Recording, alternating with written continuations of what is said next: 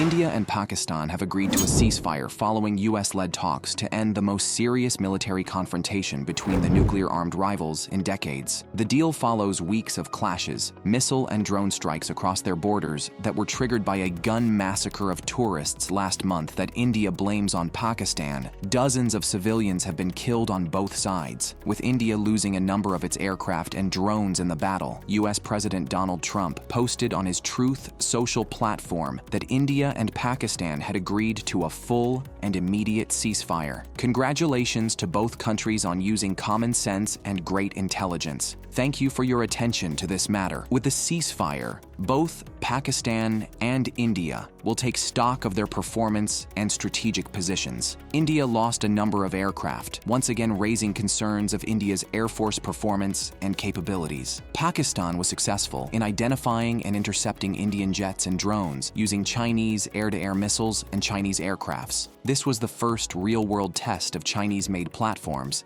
and will be studied by the world to learn lessons about China. But with India's revocation of the Indus Water Treaty, Pakistan may very well have won the battle, but lost the war. This places Pakistan in a strategic dilemma going forward, as it relies upon the Indus waters which cross Indian-held Kashmir into Pakistan. US President Donald Trump ordered a halt to US airstrikes on Yemen, saying the Iran-backed rebels have indicated they don't want to fight anymore. Some very good news last night. The Houthis have announced that they are not, or they've announced to us at least, that they don't want to fight anymore. They just don't want to fight, and we will honor that.